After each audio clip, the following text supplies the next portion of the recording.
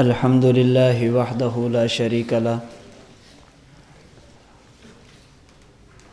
والصلاة والسلام علی من لا نبی بعدہ وعلی آلہ واصحابہ الذین اوفوا عہدہ اما بعد۔ اللہ کریم نے نبوت کا جو سلسلہ سیدنا آدم علیہ السلام سے شروع کیا تھا، اس سلسلہ کی تکمیل، اس کی انتہا اور اس کا اختتام رحمت دو عالم حضور خاتم الانبیاء صلی اللہ علیہ وسلم کی ذات اقدس پر فرمایا۔ اللہ کے رسول صلی اللہ علیہ وسلم بغیر کسی تعویل اور بغیر کسی تخصیص کے آخری نبی ہیں۔ آپ کے بعد قیامت آئے گی، کوئی نبی پیدا نہیں ہوگا۔ قیامت آئے گی، کسی نئے بندے کو نبوت نہیں دی جائے گی۔ قرآن کریم، احادیث مبارکہ، امت کا اجماع، نقل اور عقل اس بات پر متفق ہیں کہ نبوت کا سلسلہ مکمل ہو چکا ہے، نبوت کا سلسلہ ختم ہو چکا ہے۔ رسول اللہ صلی اللہ علیہ وسلم خاتم الانبیاء اور آخری نبی ہیں۔ نبی کریم صلی اللہ علیہ وسلم کی پیشین گوئی کے مطابق بہت سارے لوگ امت میں ایسے پیدا ہوں گے جو اللہ کے نبی علیہ الصلاۃ والسلام کی اس خصوصیت کو چھیننے کی کوشش کریں گے، آپ کی ختم نبوت والی خصوصیت پر حملہ کرنے کی کوشش کریں گے۔ نبی پاک علیہ السلام نے ایسے لوگوں کو دجالون، کذابون فرمایا ہے۔ ان کے بارے میں یہ بات فرمائی کہ وہ نبوت کے مدعی تو ہوں گے، حقیقت میں نبی نہیں ہوں گے۔ بہت سارے لوگ اللہ کے نبی علیہ الصلاۃ والسلام کے بعد نبوت کا دعویٰ کر چکے ہیں اور قیامت تک یہ سلسلہ چلتے رہنا ہے۔ بعض بدبخت اٹھتے رہیں گے، نبی علیہ الصلاۃ والسلام کی اس خصوصیت کو ختم کرنے کی کوشش کرتے رہیں گے، اپنے اپنے حصے کی لانتیں سمیٹیں گے اور دنیا سے چلے جائیں گے۔ اگر کوئی بندہ جناب رسول اللہ صلی اللہ علیہ وسلم کے بعد نبوت کا دعویٰ کرے، اس کے جھوٹا ہونے کے لیے اتنی بات کافی ہے کہ اس نے خدا کا نمائندہ ہونے کا دعویٰ کیا اور نبی علیہ الصلاۃ والسلام نے اسے دجال اور کذاب سے موصوف فرمایا۔ تاہم پھر بھی امت کے سامنے، انہیں ماننے والوں کے سامنے دعوت فکر کے طور پر ہمارے حضرات ان کی زندگی کو رکھتے ہیں، ان کی سیرت کو رکھتے ہیں، کردار کو رکھتے ہیں، تاکہ وہ لوگ غور و فکر کریں کہ جن کی وجہ سے ہم اپنی عاقبت، اپنی آخرت تباہ کر رہے ہیں، وہ حقیقت میں ہیں کیا۔ برِ صغیر میں جن لوگوں نے نبوت کا دعویٰ کیا اور انہیں کچھ نہ کچھ پذیرائی بھی ملی، ان میں ایک بڑا نام مرزا غلام قادیانی کا ہے، جس نے نبی ہونے کا دعویٰ کیا، اللہ کا نمائندہ ہونے کا دعویٰ کیا اور انسانیت کی ایک معقول تعداد نے ان کی بات کو تسلیم کیا۔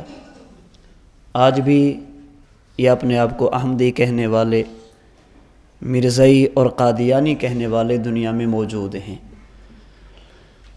اہل اسلام اور مرزائی ایک بات پر متفق ہیں کہ اللہ کریم نے نبوت کا جو سلسلہ حضرت آدم سے شروع فرمایا تھا وہ ختم ہو چکا ہے۔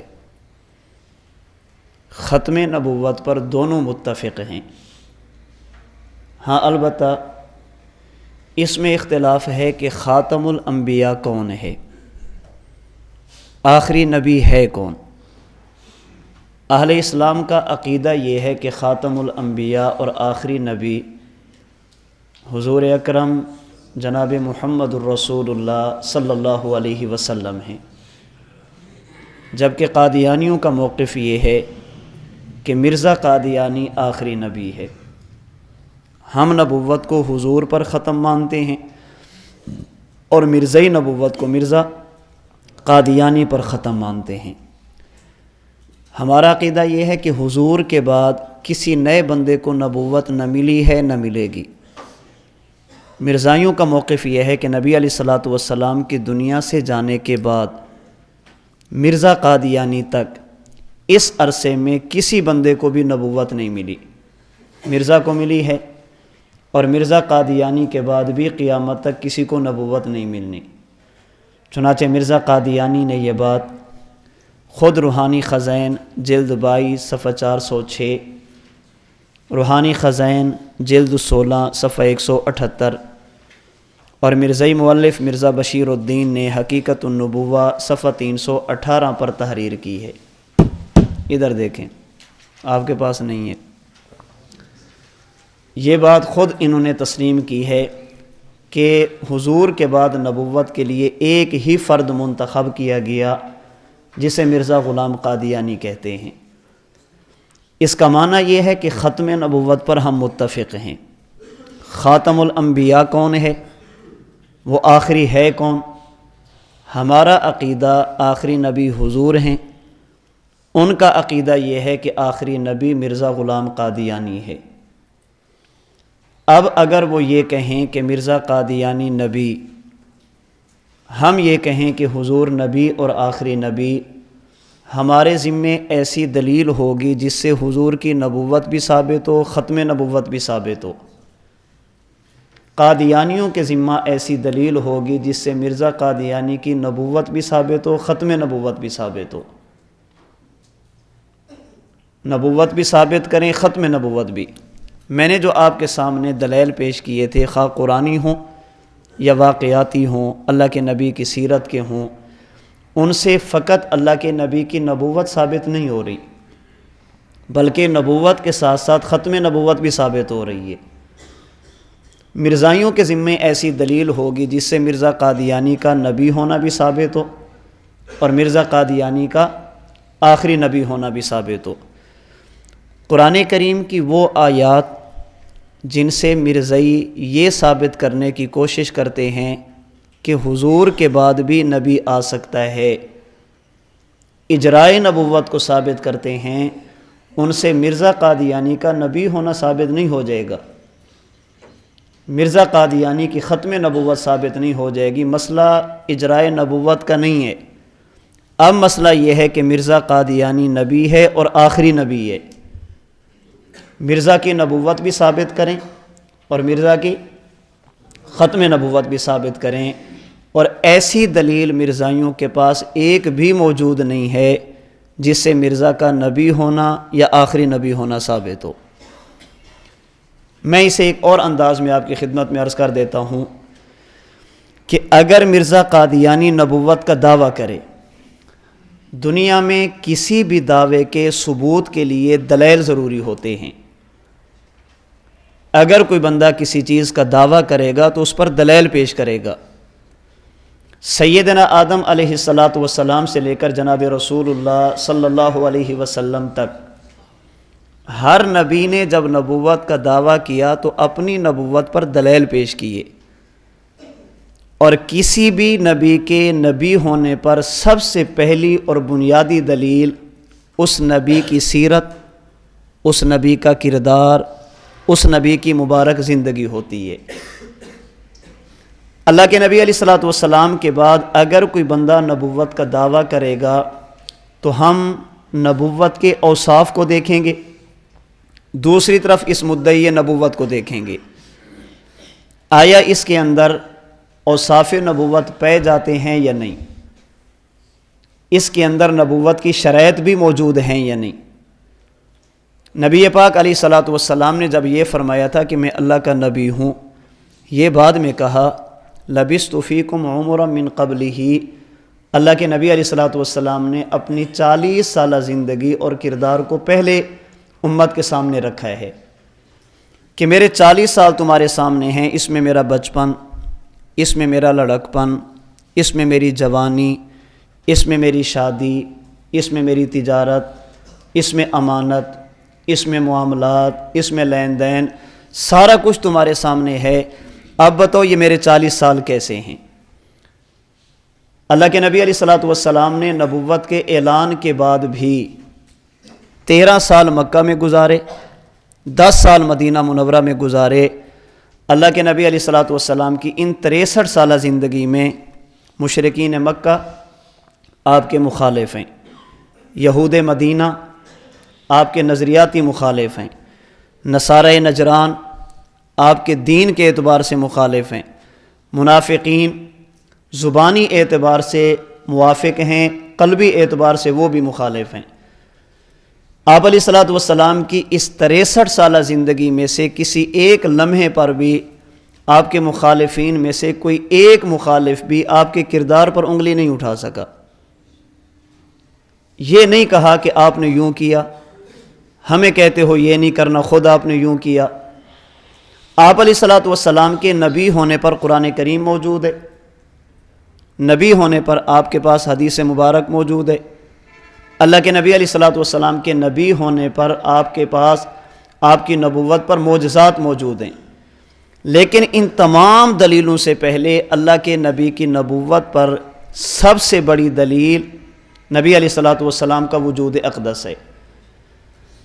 آپ میں سے جن حضرات نے عقیدے کی کتاب شرح العقائد پڑھی ہے تو علامہ صاحب رحمۃ اللہ علیہ نے جہاں پر نبوت کی بحث کی ہے، اللہ کے نبی علیہ الصلوۃ والسلام کا نبی ہونا ثابت کیا ہے، تو آپ کی نبوت پر امام تفتزانی نے جو دلائل دیے ہیں ان میں سے ایک دلیل ہے اللہ کے نبی کا وجود اطہر، اللہ کے نبی کی مبارک زندگی۔ فرماتے ہیں اللہ کے نبی نبی ہیں کیوں؟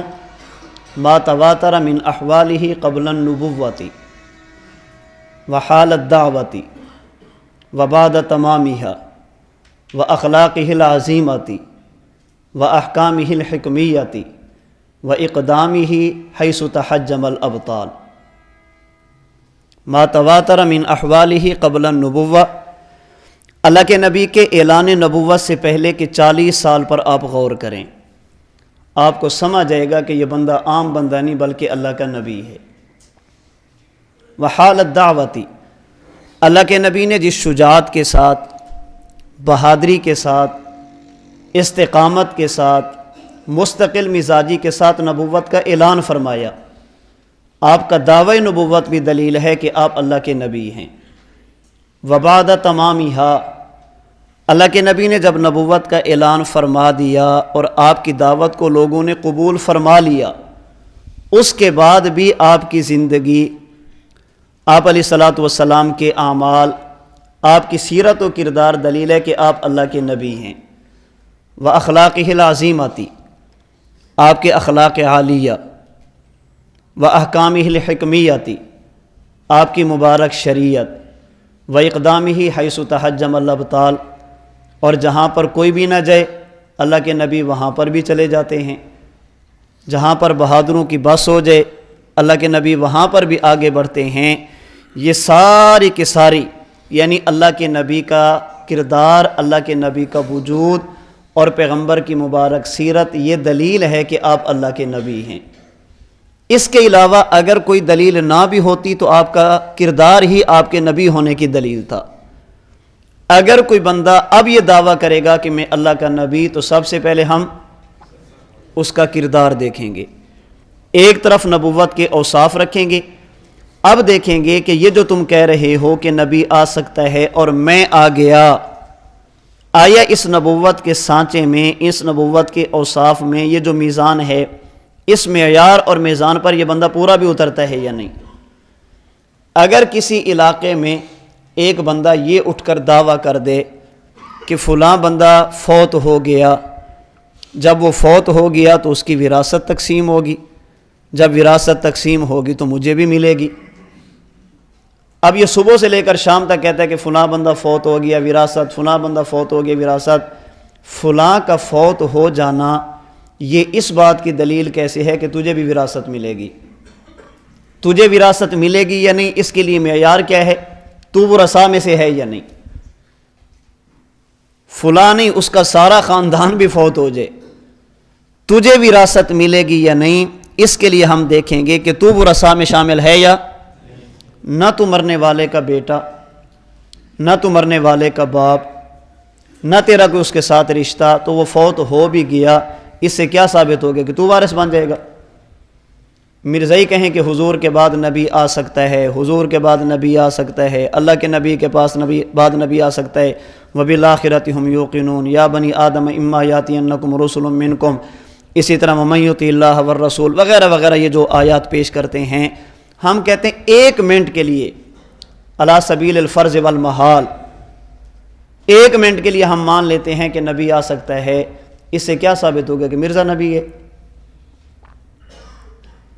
نبوت کے لیے کچھ معیار ہیں، نبوت کے کچھ اوصاف ہیں، مرزا قادیانی کو ہم ان اوصاف کے اندر پرکھیں گے۔ جو چیز نبوت کے لیے ضروری ہے آیا اس کے اندر موجود ہے یا نہیں؟ اور یہ بات خود مرزا قادیانی نے بھی تسلیم کی ہے، اس کے ماننے والوں نے بھی تسلیم کی ہے۔ اگر کوئی بندہ خدا کے نمائندہ ہونے کا دعویٰ کرے گا، اس کی بات بعد میں لی جائے گی، پہلے اس کی ذات کو دیکھا جائے گا۔ چنانچہ مرزا قادیانی نے روحانی خزائن کی پہلی جلد صفحہ 108، 23ویں جلد صفحہ 231، مرزا بشیر الدین نے دعوت الامیر کے صفحہ 49 اور 50، سیرت المہدی کی پہلی جلد صفحہ 88 پر یہ بات موجود ہے۔ اگر کوئی بندہ نبوت کا دعویٰ کرے گا تو سب سے پہلے اس کی ذات کو دیکھیں گے، اوصاف کو دیکھیں گے۔ اب مرزا کہتا ہے میں نبی، ہم کہتے ہیں نہیں، تو نبی نہیں، تو متنبی ہے، تو غبی ہے، تو اللہ کا نمائندہ نہیں ہے۔ ہم نے اوصاف نبوت کو دیکھنا ہے، آیا اوصاف نبوت اور مرزا قادیانی ان میں آپس میں مناسبت بھی ہے یا نہیں، یہ معیار نبوت پر پورا بھی اترتا ہے یا نہیں۔ جب ہم ایک طرف اوصاف نبوت رکھتے ہیں، دوسری طرف مرزا قادیانیوں کو رکھتے ہیں، ایک وصف بھی ایسا نہیں ہے جو اس کے اندر انبیاء والا موجود ہو۔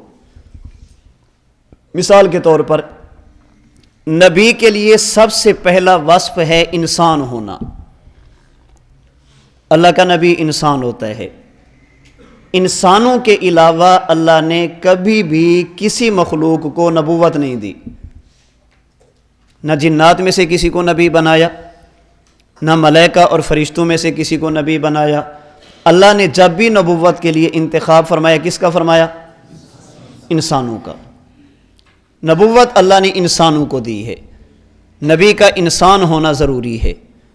جب مرزا قادیانی کو ہم دیکھتے ہیں تو یہ روحانی خزائن کی 21ویں جلد صفحہ 127 پہ کہتا ہے، کرم خاکی ہوں میرے پیارے نہ آدم زاد ہوں بشر کی جائے نفرت اور انسانوں کی عار۔ کرم کہتے ہیں کیڑے کو، خاکی کہتے ہیں مٹی کو، مٹی والی چیز۔ وہ کہتے ہیں کرم خاکی ہوں، میں کیا ہوں؟ میں تو ایک مٹی کا کیڑا ہوں۔ چل رہے ادھر نعت والا،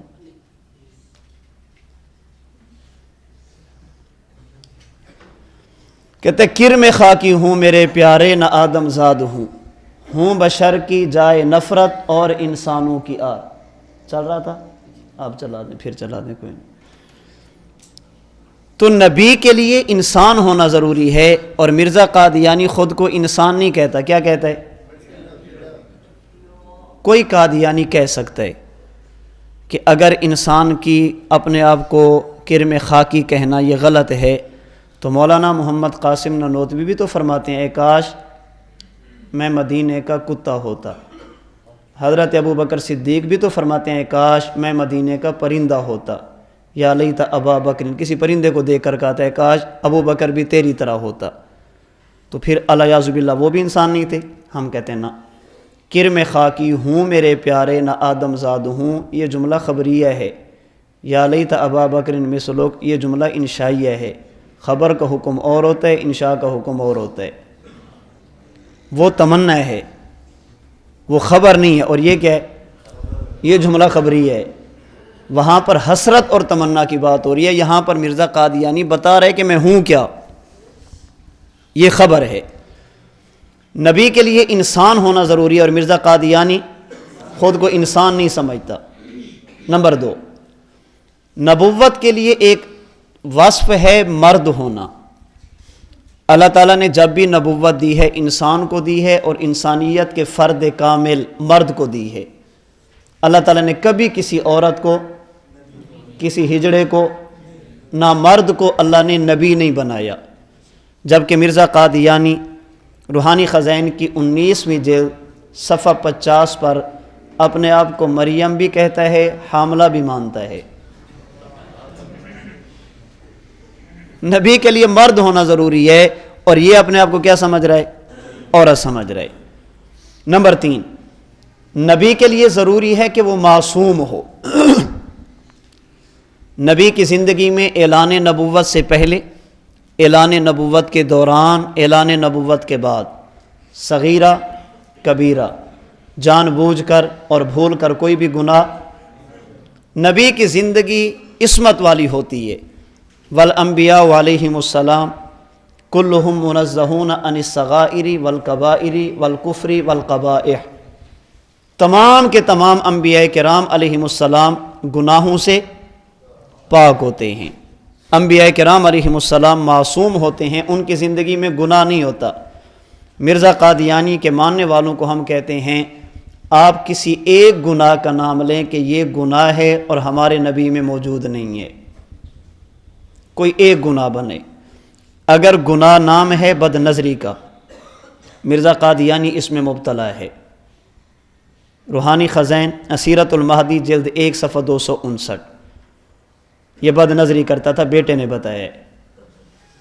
صاحب البیت ادری بما فیہ، گھر میں کیا کچھ ہو رہا ہے گھر والا جانتا ہے۔ الولد سر لابیہ، باپ کے حالات کو بیٹے سے زیادہ کوئی نہیں جانتا۔ اگر گناہ نام ہے بد نظری کا، سیرت المہدی کا 3 حصہ صفحہ 210 پر اس کا بیٹا بتاتا ہے کہ میرا والد نامحرم عورتوں سے ٹانگیں بھی دبواتا تھا۔ اگر گناہ نام ہے دغا بازی، دھوکہ دینے کا، تو یہ مرزا قادیانی براہین احمدیہ جب چھپوانے لگا تو اس نے 50 جلدوں کے لیے چندہ اکٹھا کیا اور 5 لکھ کر سائڈ پہ ہو گیا۔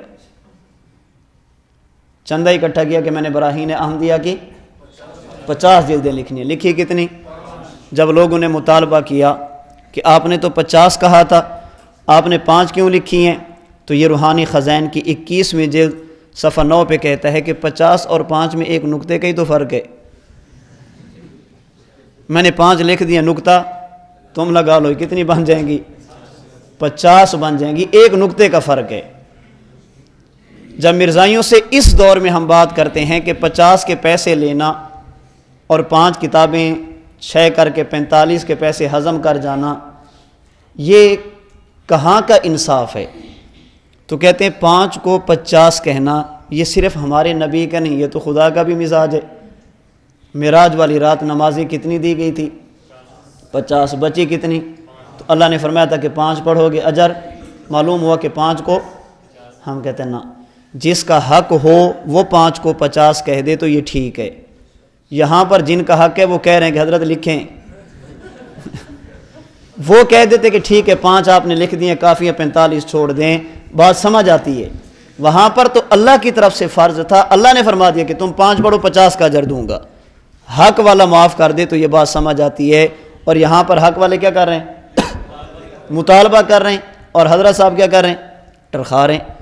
تو اگر گناہ نام ہے دغا بازی اور دھوکے کا، یہ بھی کرتا ہے۔ اگر گناہ نام ہے گالی دینے کا، مرزا قادیانی نے الف سے لے کر یا تک حروف تہجی میں سے ایک حرف بھی ایسا نہیں ہے جس میں گالی نہ دی ہو، ایک بھی ایسا نہیں ہے، ایک بھی۔ الف سے لے کر یا تک اس نے ایک ایک حرف کے ساتھ امت محمدیہ کو گالیاں دی ہیں، مقتدر طبقے کو گالیاں دی ہیں، صحابہ کرام اہل بیت تک اس کی گالیوں سے محفوظ نہیں رہے، یہ گالیاں بھی دیتا تھا۔ تو نبی کے لیے معصوم ہونا ضروری ہے، یہ معصوم بھی نہیں ہے۔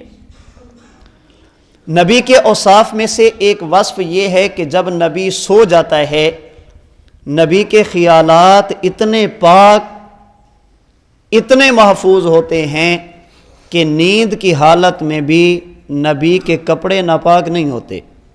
محتلم نبی قط، اللہ کے نبی آرام فرمائیں تو نیند کی حالت میں بھی شیطان کے حملے سے نبی محفوظ ہوتا ہے، اور نیند کی حالت میں بھی نبوت کے کپڑے ناپاک نہیں ہوتے. اور یہ بات خود انہوں نے بھی تسلیم کی ہے. سیرت المہدی کی پہلی جلد صفحہ 157 پر مرزا قادیانی کے بیٹے نے لکھا ہے کہ نبی کو احتلام نہیں ہوتا. اللہ کے نبی جو ہوتے ہیں جنہیں خدا نبی بناتا ہے وہ نیند کی حالت میں بھی شیطانی حملے سے محفوظ ہوتے ہیں.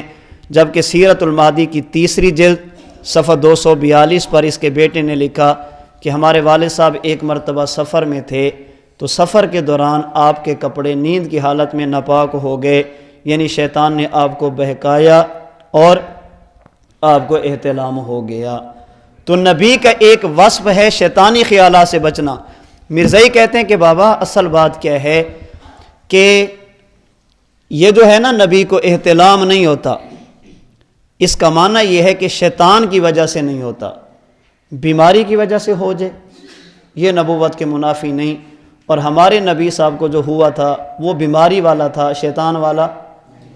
ہم کہتے ہیں ہم مان لیتے ہیں بیماری کی وجہ سے تھا، لیکن بیماری کون سی تھی؟ یہ مرض کون سا تھا؟ یہ کون سی بیماری تھی؟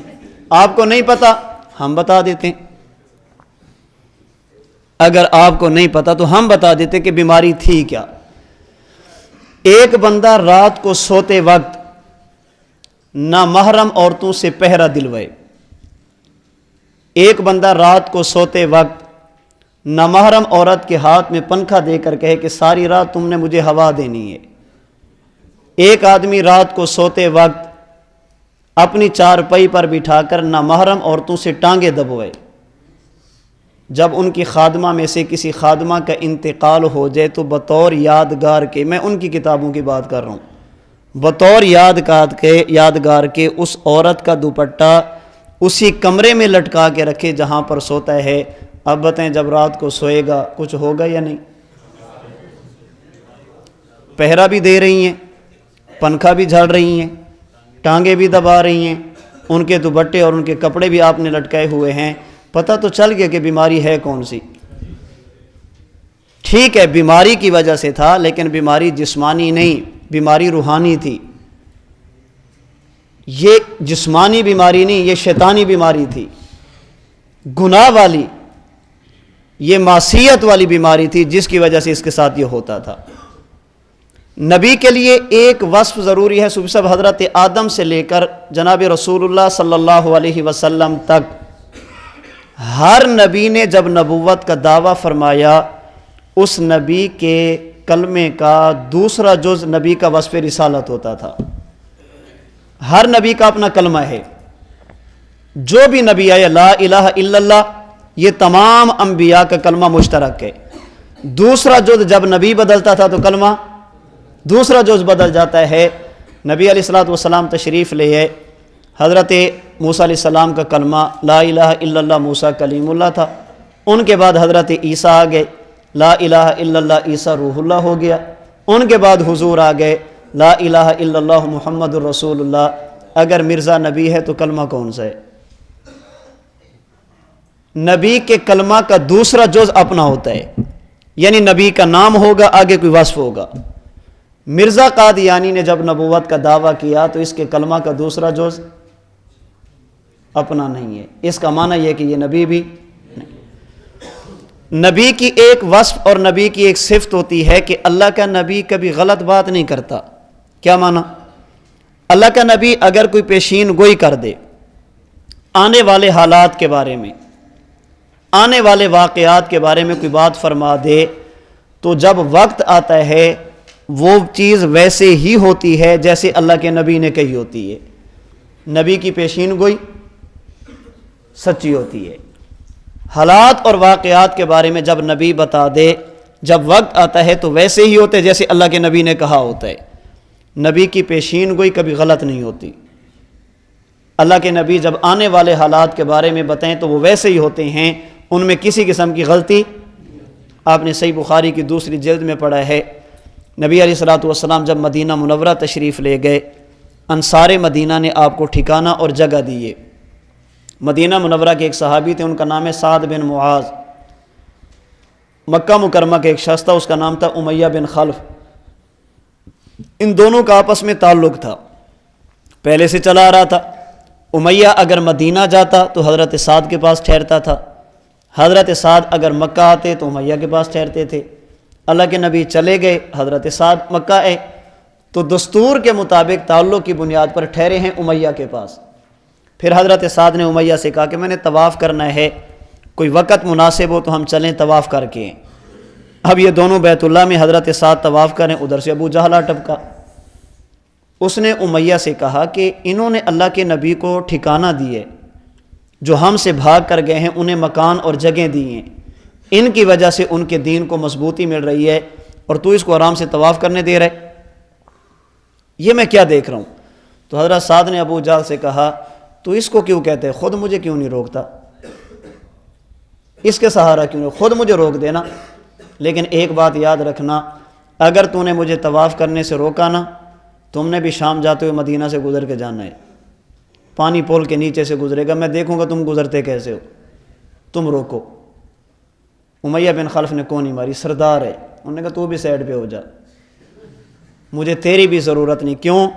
اس لیے کہ میں نے ان کانوں سے اللہ کے نبی کا فرمان سن رکھا ہے، امیہ تیرے دن تھوڑے رہ گئے، تیری الٹی گنتی شروع ہو گئی ہے۔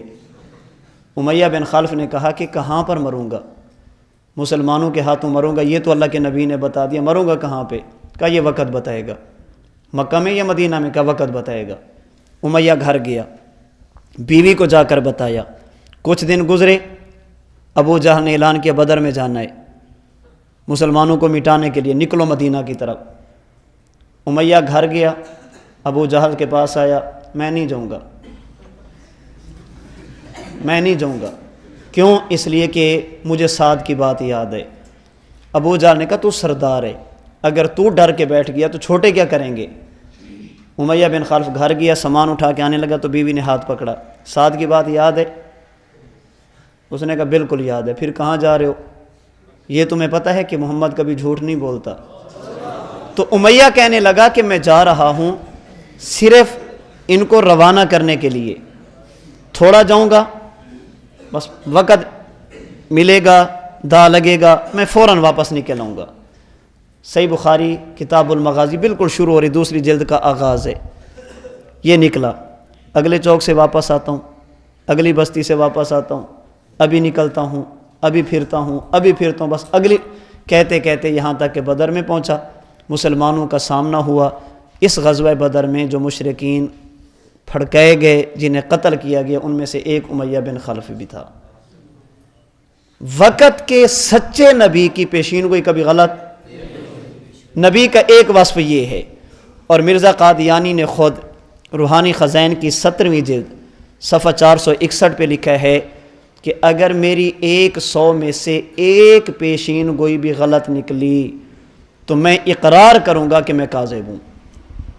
100 میں سے ایک بھی جھوٹی نکلی، 100 پیشین گوئیوں میں سے ایک بھی جھوٹی نکلی تو میں اقرار کروں گا کہ میں کیا ہوں؟ میں کاذب ہوں، میں اپنے جھوٹا ہونے کا اقرار کروں گا۔ ہم مرزائیوں سے کہتے ہیں اس کی پیشین گوئیوں میں سے ایک بتا دو جو سچی نکلی ہو۔ صوفی صاحب یاد رکھنا،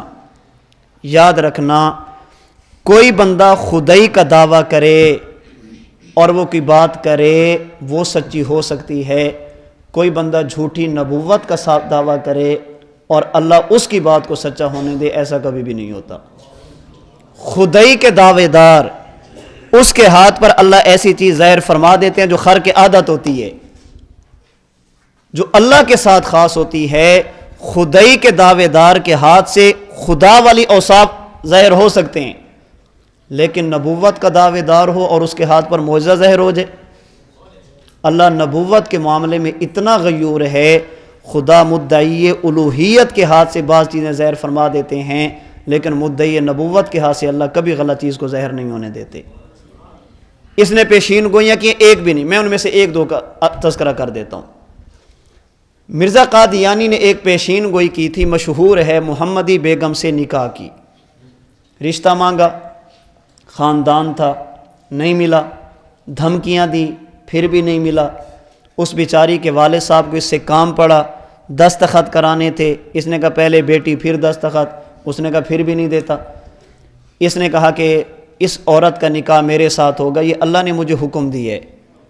اس نے اپنی بیٹی محمدی بیگم کا نکاح کیا، مرزا سلطان محمد غالباً اس کا نام تھا، اس کے ساتھ مرزا قادیانی نے پیشین گوئیاں کی تھی کہ یہ جو ہے نا اس محمدی بیگم کا والد، میری پیشین گوئی یہ ہے کہ اس کا والد نکاح کے بعد، یہ محمدی بیگم کا جب نکاح دوسری جگہ پہ کرے گا، یہ 3 سال کے عرصے میں فوت ہو جائے گا۔ جس مرد کے ساتھ اس محمدی بیگم کا نکاح ہوگا وہ بندہ 2.5 سال کے اندر اندر فوت ہو جائے گا۔ بالآخر یہ بیوہ کی تمام رسموں کو توڑ کر میرے نکاح میں آئے گی، یعنی جب تک میرے نکاح میں نہیں آئے گی میں بھی زندہ رہوں گا۔ اس کا والد 3 سال کے عرصے میں فوت ہوگا، اس کا شوہر 2.5 سال کے عرصے میں فوت ہوگا، اور یہ بالآخر میرے نکاح میں آئے گا۔ اس نے تقریباً 6 کے قریب پیشین گوئیاں کی تھی، لیکن ان میں سے ایک بھی سچی نہ نکلی۔ اس نے کہا تھا کہ اس کا خاوند فوت ہوگا 2.5 سال کے اندر۔ مرزا قادیانی کا انتقال ہے 1908 میں، اور محمدی بیگم کا شوہر حالت ایمان میں فوت ہوئے 1948 میں۔ اس کا معنی یہ ہے کہ مرزا قادیانی کے وفات کے 40 سال بعد تک بھی وہ بندہ مرزا قادیانی کے کذب، مرزا قادیانی کے جھوٹ کی چلتی پھرتی دلیل تھا کہ اگر کسی نے مرزا قادیانی کے دجل کو دیکھنا ہو تو مجھے دیکھ لے۔ وہ بندہ جھوٹا تھا، اللہ کا نبی نہیں تھا۔ اس نے کہا تھا کہ مرزا یہ عورت میرے نکاح میں آئے گی، محمدی بیگم نہیں آئی۔ 1966 کے اندر اس کا انتقال ہوا اور حالت ایمان میں ہوا۔ اللہ کے نبی کو آخری نبی مان کر یہ عورت دنیا سے گئی ہے۔ لاہور میں ان کا انتقال ہوا۔ مرزا قادیانی کی یہ پیشین گوئی کیا ہوئی ہے، اور وہ کیا کہتا ہے، ایک بھی جھوٹے نکلے تو میں اقرار کروں گا کہ میں کیا ہوں، میں کاذب ہوں۔ اب مرزائی اس دور میں میڈیا پہ ایک چال چلتے ہیں، کہتے ہیں ہمارے نبی نے یہ کہا تھا کہ نکاح ہوگا، یہ تو نہیں کہا تھا کہ دنیا میں ہوگا۔ یہ کہا تھا کہ نکاح ہوگا، یہ تو نہیں کہا تھا کہ دنیا میں ہوگا، جنت میں بھی تو ہو سکتا ہے۔ یہ جنت کے نکاح کی بات ہے۔ ہم کہتے ہیں ہم مان لیتے ہیں۔ محمدی بیگم مرزا قادیانی کو جھوٹا سمجھتی تھی، وہ اس کی نبوت کی قیل نہیں تھی، اور مرزا قادیانی یہ کہتا ہے کہ جو مجھے نبی نہیں مانتا وہ مسلمان نہیں، جو مجھے نبی نہیں مانتا وہ مومن نہیں، جنت میں مومن جائے گا۔ اگر مرزا قادیانی نبی ہے تو محمدی بیگم پھر مسلمان ہی نہیں ہے، جنت ہی نہیں ہے، اور اگر محمدی بیگم جنت میں جائے گی تو پھر مرزا قادیانی۔ اب ایک چیز آپ نے بچانی ہے، یا تو نکاح بچا لو، مرزا کی نبوت بچا لو، یا پھر اس کی پیشین گوئی بچا لو۔ یہ ایمان اور کفر دونوں اکٹھے، مومن بھی ہو کافر بھی ہو، آپس میں نکاح بھی ہو اور دونوں جنت میں ہوں، یہ نہیں ہو سکتا۔ اس لیے یہ مرزا قادیانی کی ایسی پیشین گوئی ہے جو بالکل کیا تھی، جھوٹی تھی، اور وہ خود کہتا ہے کہ اگر میری ایک پیشین گوئی بھی غلط نکلی تو میں اقرار کروں گا کہ میں کیا ہوں، کاذب ہوں۔ یہ اس کی پیشین گوئی ہے۔ اچھا، اسی طرح مرزا قادیانی نے ایک پیشین گوئی کی تھی اپنی عمر کے بارے میں کہ میری عمر کتنی ہوگی۔ چنانچہ روحانی خزائن کی 19ویں جلد صفحہ 239، اس پہ اس نے کہا تھا کہ اللہ تعالیٰ نے مجھ سے یہ وعدہ کیا ہے، میں مفہوم عرض کر رہا ہوں، میری پیشین گوئی یہ ہے کہ میری عمر 80 سال ہوگی یا اس سے زیادہ، میری عمر 80 سال ہوگی یا اس سے زیادہ۔ پھر اس کو خطرہ لگا کہ یہ زیادہ کتنی ہوگی، کہیں کم نہ ہو جائے، زیادہ ہوگی تو کتنی ہوگی۔ پھر اس نے روحانی خزائن کی 21ویں جلد صفحہ 258 پہ کہا، اللہ تعالیٰ نے مجھے صریح لفظوں میں اطلاع دی، صریح لفظوں میں اطلاع دی کہ تیری عمر 80 برس کی ہوگی، یا یہ کہ 5-6 سال زیادہ یا 5-6 سال کم۔ اللہ نے مجھے صریح لفظوں میں اطلاع دی کہ تیری عمر 80 سال ہوگی، یا 5-6 سال زیادہ یعنی 86، یا 5-6 سال کم یعنی 74۔ یہ اللہ نے مجھے اطلاع دی ہے، اور بعض جگہوں پر اس نے لکھا ہے کہ یہ میری عمر ہے، اللہ نے مجھے کہا ہے کہ یہ عمر آپ کی ہوگی تاکہ کوئی بندہ تیرے جھوٹا ہونے کا نتیجہ نہ نکال سکے۔ اب اس کی پیشین گوئی کا خلاصہ یہ ہے کہ اللہ نے مجھے بتایا ہے کہ میری عمر 74 سے لے کر 86 کے درمیان ہوگی۔ 12 سال کے اس نے گھپلا مارا ہے، اتنا بڑا دھوکہ دینے کی کوشش کی ہے، لیکن چونکہ متنبی تھا۔ مرزا قادیانی کی ولادت ہے 1839 یا 1840 میں۔ خود روحانی خزائن کی 13ویں جلد صفحہ 177 پہ اس نے کہا ہے کہ میں 1839 یا 1840 میں پیدا ہوا، اور اس کی وفات ہے 1908 میں۔ اگر یہ بندہ پیدا ہوا 39 میں، اس کی عمر بنتی ہے 69 سال، اور اگر یہ بندہ پیدا ہوا 40 میں تو اس کی عمر بنتی ہے 68 سال، اور اس کی پیشین گوئی کے مطابق کم از کم عمر 74، زیادہ سے زیادہ 86 سال بنتی ہے۔ اللہ نے یہاں پر بھی اس کو ذلیل کیا، اس کی عمر 68 یا 69 سال بنتی ہے، اور یہ کہتا ہے کہ میری پیشین گوئیوں میں سے ایک بھی غلط نکلی تو میں اقرار کروں گا کہ میں کیا ہوں، کاذب ہوں۔ عمر کے اعتبار سے دیکھا جائے تو اس اعتبار سے بھی یہ جھوٹا ہے۔ اس لیے ہم صرف نہیں کہتے، ہم نے تو کہنا ہی تھا، ہم صرف نہیں کہتے، ہمارے نبی نے کہہ دیا، ہم نے کہنا تھا۔ اگر ہم خود اس کی تعلیمات کے مطابق بات کریں، اس کی تعلیمات اور اس کی کتابوں کے مطابق بات کریں، اس کے اندر کوئی ایک بات بھی ایسی نہیں ہے جو نبیوں والی ہو۔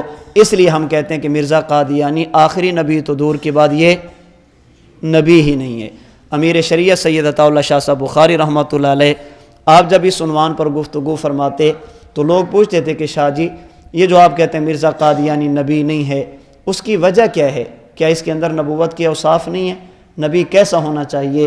حضرت شاہ جی رحمۃ اللہ علیہ انہی باتوں کو مختصر لفظوں میں سمجھاتے، فرماتے تھے میاں نبی کے لیے کم از کم معیار یہ ہے کہ وہ شریف انسان ہو، آخری درجہ یہ ہے کہ وہ کیا ہو، اور یہ جو انسان نہیں ہے تو وہ شریف کیا ہوگا؟ وہ تو انسان ہی نہیں ہے۔ اس لیے مرزا قادیانی ان کے ماننے والے ہم ان کو دعوت فکر دیتے ہیں، کسی ایسے بندے کی وجہ سے اپنی آخرت تباہ نہ کریں جو انسانیت کے معیار سے بھی گرا ہوا ہے، کسی ایسے بندے کی وجہ سے اپنی آخرت تباہ نہ کریں جو اللہ اور اللہ کے دین کا باغی ہے۔ قرآن کریم، حدیث مبارک، آپ ان باتوں کو نہیں مانتے تو کم از کم اس کی اپنی باتوں کو مان لیں۔ اس لیے ہم جب ان سے گفتگو ہوتی ہے 3 قسم کے عنوانات ہیں جن پر بات ہوتی ہے۔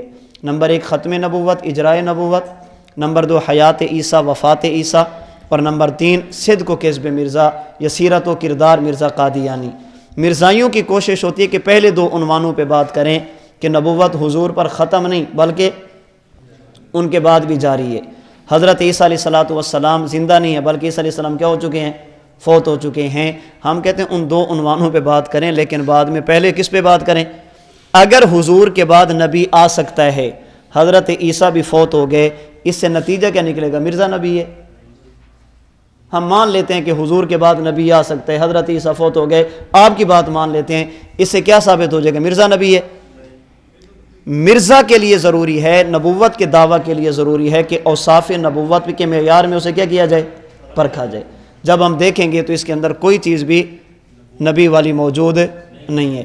اکاڑے کے اندر جب یہ مرزائی نئے نئے یہاں پہ انہوں نے بات شروع کی تو کہتے ہیں اکاڑے کے اندر ایک بابا جی تھے، وہ جانور چرا رہے تھے، 4 پہی انہوں نے لگائی ہوئی تھی، کسی درخت کے نیچے آرام کر رہے تھے، تو وہاں سے گزرے مربی، تو انہوں نے کہا چلیں یہ بابا ہے، دیہاتی ہے، جٹ ہے، اس سے بات کرتے ہیں، اس کو تھوڑا سا نہ پھسلاتے ہیں۔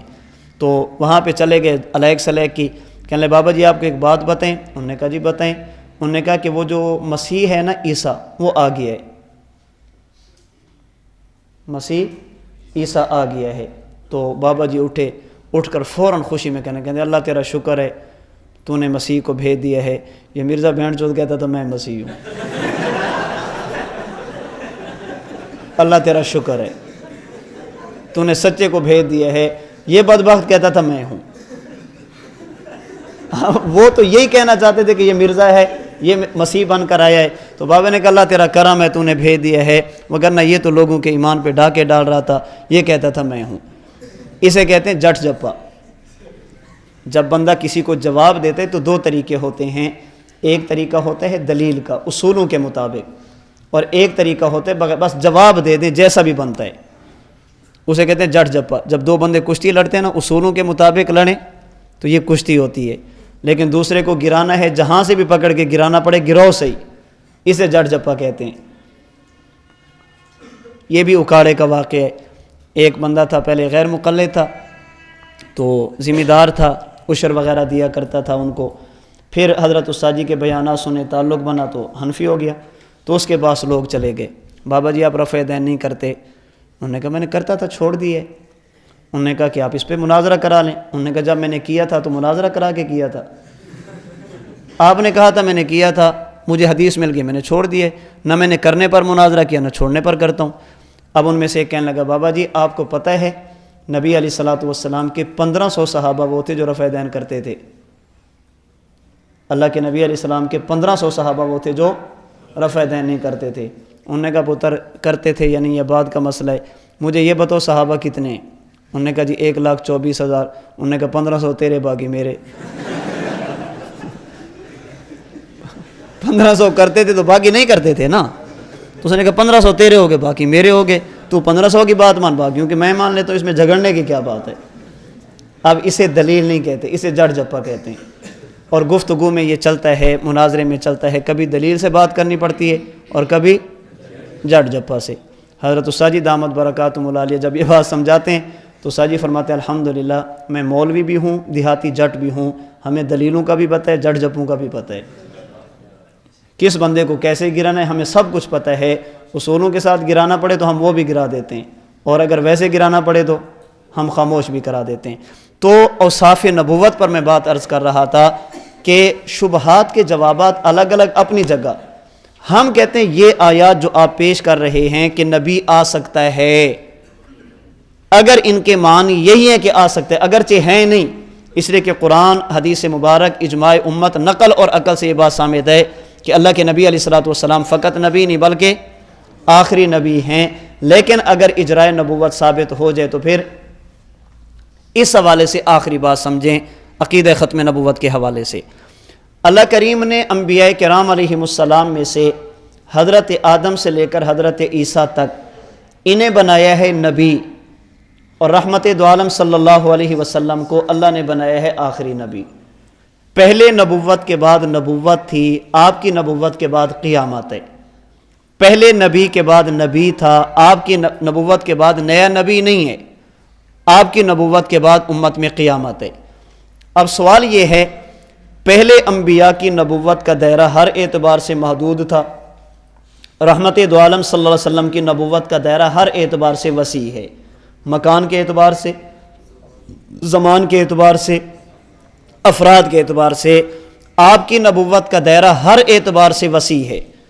آپ کی نبوت مکہ مدینہ کے لیے نہیں بلکہ پوری کائنات کے لیے ہے۔ آپ کی نبوت کا دائرہ خاص افراد نہیں بلکہ پوری انسانیت ہے۔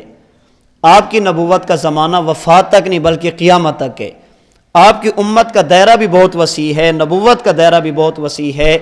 پہلے نبی کے بعد نبی ہوتا تھا، حضور کے دنیا سے تشریف لے جانے کے بعد نبی تو نہیں۔ اب امت کو ضرورت کس چیز کی ہے؟ امت کو ضرورت ہے دین کی، امت کو ضرورت ہے شریعت کی، امت کو ضرورت ہے احکام خداوندی پر عمل کرنے کی۔ سوال یہ ہے کہ نبی نے تو آنا نہیں، امت کی رہنمائی کون کرے گا؟ نبی نے تو پیدا ہونا نہیں، امت کی دینی ضرورتوں کا خیال کون کرے گا؟ اللہ نے کسی نبی کو پیدا تو نہیں کرنا، تو امت مسائل شریعہ کے حل کے لیے کہاں پہ جائے گی؟ اس پر لوگ کہیں گے رب کا قرآن، نبوت کا فرمان موجود ہے۔ جی بالکل موجود ہے، لیکن اللہ کے نبی علیہ الصلوۃ والسلام نے ایک بات ارشاد فرمائی جسے امام مسلم نے صحیح مسلم میں حضرت ابو ہریرہ سے نقل کیا۔ اللہ کے نبی فرماتے ہیں فضلت علی الانبیاء بستین، اللہ تعالیٰ نے مجھ محمد کو 6 ایسی چیزیں عطا فرمائی جو مجھ سے پہلے کسی کو بھی عطا نہیں کی۔ ان میں نمبر 1 اوتیت جوامع الکلم، اللہ تعالیٰ نے مجھ سے پہلے انبیاء کو کلم عطا فرمائے اور اللہ نے مجھے جوامع الکلم عطا فرمائے۔ پہلے انبیاء کو کلم کیوں دیے اور حضور کو جوامع الکلم کیوں دیے؟ اس کی وجہ حدیث کے آخری جملے میں ہے، فرمایا ختم بی النبیون، پہلے انبیاء کو جوامع الکلم نہ ملنا اور مجھے جوامع الکلم ملنا، اس کی وجہ یہ ہے کہ میں آخری نبی ہوں۔ نبی کی ضرورت کلمہ ہوتی ہے اور آخری نبی کی ضرورت کلمہ جامعہ ہوتی ہے۔ کلم اور جوامع الکلم، کلمہ اور کلمہ جامعہ میں فرق کیا ہوتا ہے؟ کلمہ کہتے ہیں کہ لفظ ایک ہو مسئلہ بھی ایک ہو، لفظ ایک ہو معنی بھی ایک ہو، اور کلمہ جامعہ کہتے ہیں کہ لفظ ایک ہو مسئلے کئی ہوں، لفظ ایک ہو معانی کئی ہوں۔ اللہ کے نبی علیہ الصلوۃ والسلام چونکہ آخری نبی ہیں، آپ کی امت کا دائرہ بہت وسیع ہے۔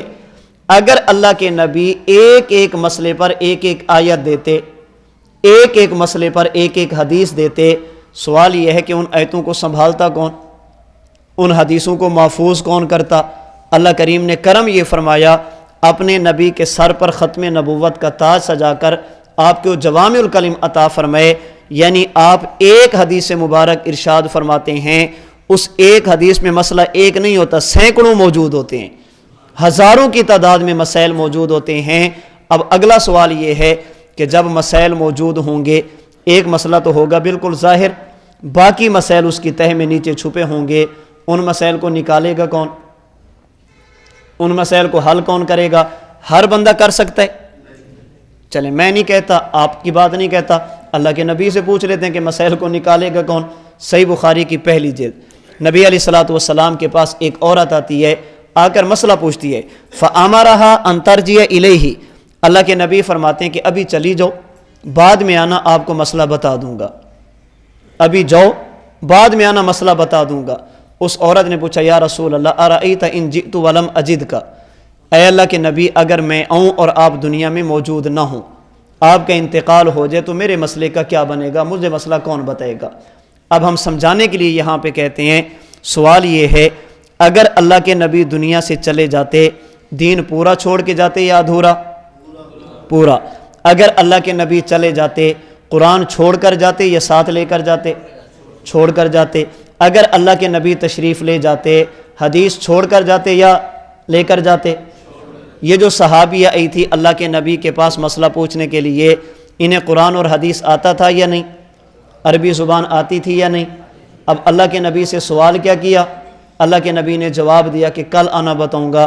عرض کیا رسول اللہ اگر آؤں اور آپ نہ ہوں تو میرے مسئلے کا کیا بنے گا؟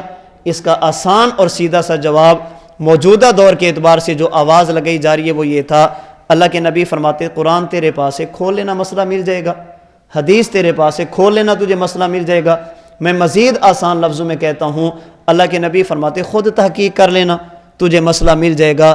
اللہ کے نبی نے یہ نہیں فرمایا، فرمایا اِن لَمْ تَجِدِینِی فَاتِی ابا بکرین، اگر میں ہوا تو مسئلہ میں بتا دوں گا، اگر میرا انتقال ہو جائے قرآن بھی ہوگا، میرا فرمان بھی ہوگا، دین بھی پورا ہوگا، تجھے عربی زبان بھی آتی ہے، لیکن مسئلے کی تحقیق خود نہیں کرنی، تقلید کرنی ہے، ابو بکر صدیق کے پاس آنا ہے۔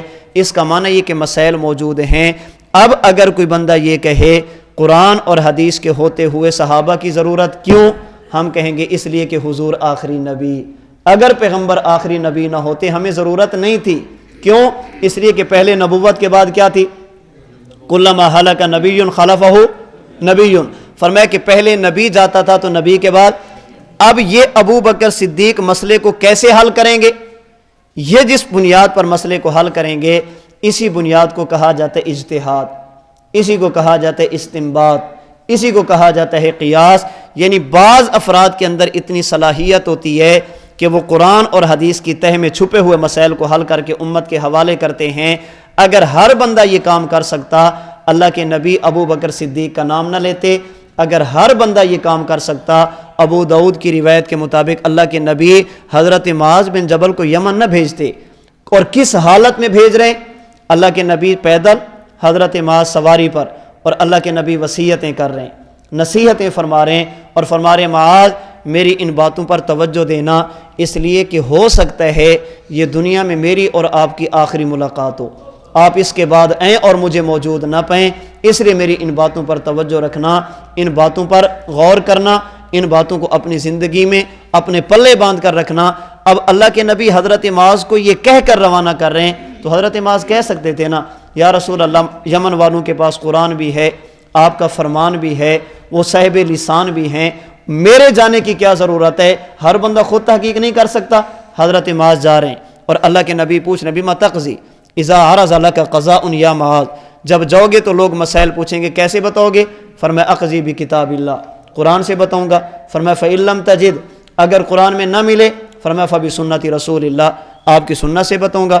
فَإِن لَمْ تَجِدْ فِي سُنَّةِ رَسُولِ اللَّهِ وَلَا فِي کِتَابِ اللَّهِ، قرآن و سنت میں نہ ملے تو پھر حضرت معاذ نے یہ نہیں کہا اللہ کے نبی قرآن اور حدیث کے بعد بھی کسی چیز کی ضرورت ہے، ایسا ممکن ہے قرآن اور حدیث میں نہ ملے؟ نہ، فرمایا اجتہد برأیی ولا آلو، یا رسول اللہ اگر قرآن و سنت میں نہ ملا تو پھر کیا کروں گا؟ اجتہاد کروں گا۔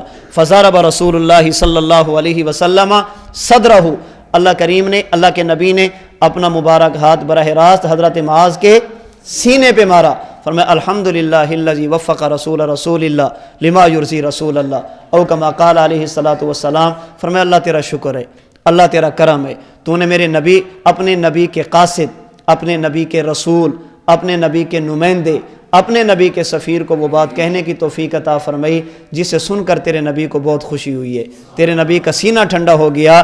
اب حضرت معاذ کو بھیجنا یہ بتا رہا ہے کہ مسائل کو حل کرنا ہر بندے کا کام نہیں ہے، یہ امت کی ضرورت، اس امت کی ضرورت ہے۔ اس لیے امام قرطبی رحمۃ اللہ علیہ تفسیر الجامع لاحکام القرآن قرطبی میں فرماتے ہیں لم یکن عندہم اجتہاد قط انما خص بذلک امت محمد صلی اللہ علیہ وسلم، پہلی امتوں کے پاس اجتہاد کی نعمت نہیں تھی، اس لیے کہ وہاں نبی کے بعد نبی، اس امت کے پاس اجتہاد کی نعمت ہے، اس لیے کہ یہاں پر نبی نہیں ہے۔ اب امت کے مسائل کون حل کریں گے؟ مجتہدین۔ اللہ کے نبی نے بتایا ابو بکر، حضرت ابو بکر صدیق کے دنیا سے جانے کے بعد امت نے پھر رہنا ہے، مسائل کون حل کرے گا؟ اللہ کے نبی نے فرمایا فاقتدوا باللذین من بعدی واشار الی ابی بکر و عمر، فرمایا ابو بکر ان کے بعد عمر۔ اب ذہن میں پھر سوال آئے گا اللہ کے نبی کے بعد ابو بکر، ان کے بعد عمر، عمر نے بھی تو دنیا سے جانا ہے نا، ان کے بعد امت کی دینی ضرورت کو پورا کون کرے گا؟ فرمایا علیکم بسنتی و سنت الخلفاء الراشدین المہدیین، پھر ان کے بعد عثمان، ان کے بعد علی، ان کے جانے کے بعد فرمایا اصحابی کالنجوم فبأیہم اقتدیتم اہتدیتم، پھر میرے صحابہ۔ اے اللہ کے نبی صحابہ بھی تو چلے جائیں گے، امت رہے گی، پھر کون رہنمائی کرے گا؟ روایت المعجم الاوسط میں امام طبرانی نے نقل کی، فرمایا تشاورون الفقہاء، پھر کن کے پاس جانا؟ فقہاء۔ اے اللہ کے نبی اگر کسی علاقے میں فقیہ بھی نہ ہو تو پھر روایت ابو داؤد میں بھی ہے، بخاری میں بھی، فرمایا ان العلماء ورثۃ الانبیاء، پھر علماء موجود ہیں۔ اب ختم نبوت کی ضرورتیں ہیں صحابہ، ختم نبوت کی ضرورتیں ہیں خلفاء راشدین، ختم نبوت کی ضرورت ہے فقہاء، ختم نبوت کی ضرورت ہے علماء۔ اللہ کے نبی جب آخری نبی ہوں گے تو ہمیں ان ساری چیزوں کی ضرورت ماننی پڑے گی۔ اب اگر کوئی بندہ ہم سے پوچھے مولوی صاحب اللہ اور اللہ کے رسول کے بعد صحابہ کی ضرورت کیوں ہے، ہم کہیں گے اس لیے کہ حضور آخری۔ اللہ اور اللہ کے رسول کے بعد مجتہدین کی ضرورت کیوں ہے؟ اس لیے کہ حضور آخری۔ علماء کی ضرورت کیا ہے؟ اس لیے کہ حضور آخری۔ چونکہ یہ اس امت کی خصوصیت ہے، اس لیے امام قرطبی رحمۃ اللہ علیہ فرماتے ہیں حدیث مبارک میں ہے بنی اسرائیل میں فرقے تھے 72، امت محمدیہ میں فرقے ہوں گے 73، کلہم فی النار الا ملۃ واحدہ، پہلے 72 تھے، ایک ناری، ایک ناجی، 71 ناری، ایک کامیاب 71 ناکام۔ اس امت میں فرقے 73 ہوں گے، ایک نجات پانے والا اور 72 ناکام ہونے والے۔ پہلی امتوں میں بھی ناجی فرقہ تھا، اس امت میں بھی ناجی فرقہ ہے۔ پہلی امتوں میں گمراہ 71 تھے، اس امت میں گمراہ 72 ہیں۔ سوال یہ ہے کہ اس امت میں ایک گمراہ فرقہ جو بڑا ہے جن کا وجود پہلی امتوں میں نہیں تھا، وہ گمراہ فرقہ کون سا ہے؟ امام قرطبی رحمۃ اللہ علیہ تفسیر قرطبی میں فرماتے ہیں قال بعض العلماء العارفین ہم قوم یعادون العلماء ویبغضون الفقہاء، یہ وہ طبقہ ہے جو فقہاء سے بغض رکھتا ہے، علماء سے عداوت رکھتا ہے۔ کیوں؟ جب پہلے فقہاء نہیں تھے تو دشمن بھی، مجتہد اور اجتہاد نہیں تھا تو عداوت رکھنے والے بھی نہیں تھے۔ اس امت میں مجتہدین بڑے ہیں تو عداوت رکھنے والے بھی بڑے ہیں۔ تو یہ ختم نبوت کی ضرورتیں ہیں۔ اللہ کے نبی جب آخری نبی تو پھر صحابہ ہماری ضرورت، اللہ کے نبی آخری نبی، خلفائے راشدین ہماری ضرورت، اللہ کے نبی آخری نبی، فقہاء ہماری ضرورت، اللہ کے نبی آخری نبی تو علماء بھی کیا ہوں گے؟ ہماری ضرورت ہوں گے۔ اللہ تعالی ہم سب کو ان ضرورتوں کا خیال رکھنے کی، اپنے نبی کی ختم نبوت پر کامل اعتقاد کی توفیق عطا فرمائیں۔ وآخر دعوانا ان الحمد للہ رب العالمین۔